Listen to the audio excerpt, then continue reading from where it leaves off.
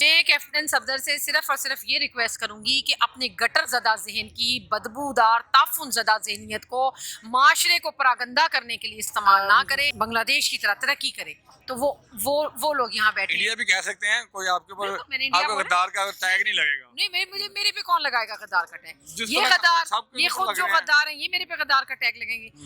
India بھی بالکل یہ سارے بات آپ کی بالکل وجہ ہے، اگر یہ واقعہ حقائق پہ مبنی ہے تو حقائق پر مبنی۔ بالکل ایسا ہوا ہوگا، کیونکہ وہ لوگ ڈیموکریٹک ہیں۔ ان لوگوں کے ہاں مجھے تو نہرو کا ابھی تک ایک جملہ یاد ہے کہ ہم نے اتنے پاجامے نہیں بدلے جتنے انہوں نے ماشاء اللہ بدلے۔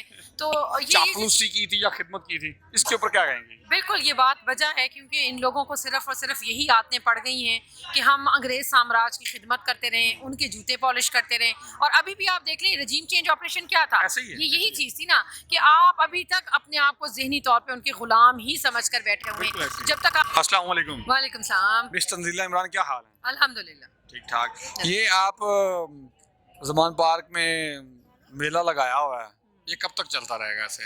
دیکھیں یہ جو لوگوں کو میلہ دکھ رہا ہے نا، یہ وہ لوگ بیٹھے ہیں جو اصل محب وطن لوگ ہیں، جو سمجھتے ہیں کہ ان کے ملک کے ساتھ زیادتی ہوئی ہے، جو سمجھتے ہیں کہ 75 سال سے ملک جو ہے ڈکلائن کی طرف جا رہا ہے، نیچے کی طرف جا رہا ہے، جو لوگ یہ چاہتے ہیں کہ ہمارا ملک ہمارے ہمسایہ ممالک کی طرح، ایران کی طرح، افغانستان کی طرح، چائنا کی طرح، بنگلہ دیش کی طرح ترقی کرے، تو وہ لوگ یہاں بیٹھے ہیں۔ انڈیا بھی کہہ سکتے ہیں، کوئی آپ کے اوپر بالکل، میں نے انڈیا آپ کو بولا۔ غدار کا ٹیگ نہیں لگے گا۔ نہیں، میرے پہ کون لگائے گا غدار کا ٹیگ؟ جس یہ طرح غدار، سب کے یہ اوپر خود لگ جو رہے ہیں۔ غدار ہیں یہ میرے پہ غدار کا ٹیگ لگیں گے۔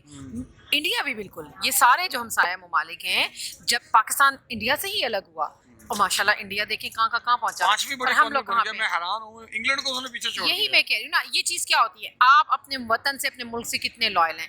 اللہ تعالیٰ کی جو تقسیم ہوتی ہے نا نعمتوں کی، وہ کسی کی نمازیں دیکھ کر نہیں ہے، وہ آپ کی لائلٹی دیکھ کر ہیں کہ آپ اپنے ساتھ، اپنے ملک کے ساتھ، اپنے معاشرے کے ساتھ، سوسائٹی کے ساتھ کتنے مخلص ہیں۔ انڈیا کی ترقی سے ایک بڑی تلخ حقائق میرے سامنے آتی ہے، اگر آپ اجازت میں بیان کرنا چاہوں گا کہ اندرا گاندھی کی حکومت تھی اور ان کی کوئی کمیٹی تھی کی چیئرنگ چل رہی تھی، تو آپ کو پتہ ہے وزیر جس طرح بولتے ہیں پرائم منسٹر کے سامنے، بڑے سخت مزاج انہوں نے بولا، تو چیف آف آرمی صاحب بھی بیٹھے ہوئے تھے۔ جب سارے وزراء چلے گئے تو انہوں نے کہا کہ میڈم اگر آپ حکم کریں تو میں سب کو جیل میں ڈال دوں، تو محترمہ نے بولا no thank you, you may go now.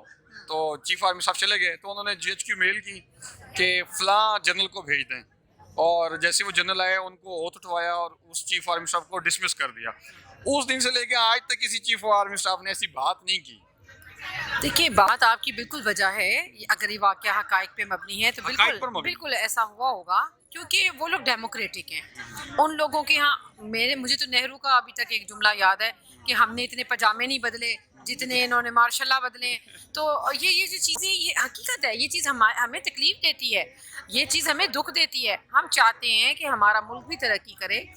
Afghanistan میں ڈالر کا ریٹ دیکھ لیں، اپنے پاس ڈالر کا ریٹ دیکھ بالکل لیں، ایسے ہی ہے۔ ایران آپ کے قدموں تک، آپ کے سر کے پاس تک تیل لے کر آگے، آپ لے ہی نہیں رہے ہیں۔ جب آپ کا رشیا سے معاہدہ ہو رہا تھا آپ وہ تیل نہیں لینا چاہ رہے تھے۔ آخر آپ لوگ چاہتے کیا ہیں؟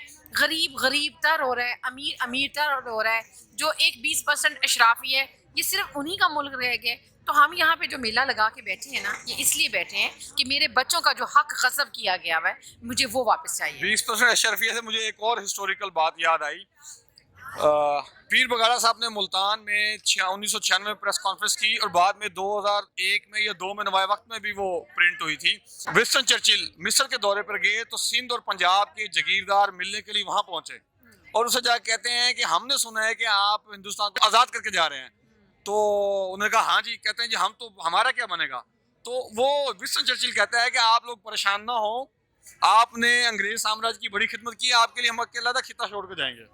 یہ باقاعدہ پرنٹڈ ہے۔ تو یہ تو پھر 20% اشرفیہ تو وہی لوگ ہوئے نا جنہوں نے انگریز سامراج کی چاپلوسی کی تھی یا خدمت کی تھی، اس کے اوپر کیا کہیں گے؟ بالکل یہ بات وجہ ہے، کیونکہ ان لوگوں کو صرف اور صرف یہی عادتیں پڑ گئی ہیں کہ ہم انگریز سامراج کی خدمت کرتے رہیں، ان کے جوتے پالش کرتے رہیں۔ اور ابھی بھی آپ دیکھ لیں رجیم چینج آپریشن کیا تھا، ایسے ہی ہے، یہی چیز تھی نا کہ آپ ابھی تک اپنے آپ کو ذہنی طور پہ ان کے غلام ہی سمجھ کر بیٹھے ہوئے بالکل ایسے ہیں۔ ہی۔ جب تک آپ اپنے ذہنوں سے یہ چیز نہیں ہٹائیں گے، آپ کے اندر وطن پرستی نہیں آئے گی، آپ کے اندر اپنے بچوں کا، اپنی قوم کا دکھ درد نہیں جاگے گا، تب تک آپ اس ملک کو صحیح ڈائریکشن میں نہیں ڈال سکتے۔ اچھا، آپ وقت کی قلت کی وجہ سے آخری سوال، کیپٹن صفدر نے آج ایک اسٹیٹمنٹ بولی ہے اس کے بارے میں اب یہ کہنا بھی مناسب نہیں کہ وہ بہت بڑی چول مار دی ہے. آپ کیا کہیں گے؟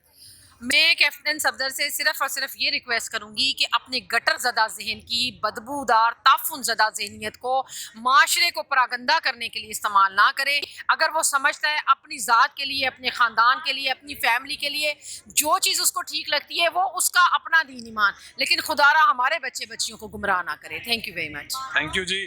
محترمہ تنزیلہ کا یہ کہنا تھا کہ کیپٹن صفدر صاحب آپ یہ نواز شریف صاحب کے دماد ہیں تو انہیں کے دماد رہیں، اور آپ کی جو سوچ ہے جس طرح کی بھی ہے اپنے گھر تک ہی محدود رکھیں، ہمارے قوم کے بچوں بچیوں کا ذہن خراب کرنے کی کوشش نہ کریں. اس کی اجازت دیجیے. بہت شکریہ. اللہ حافظ.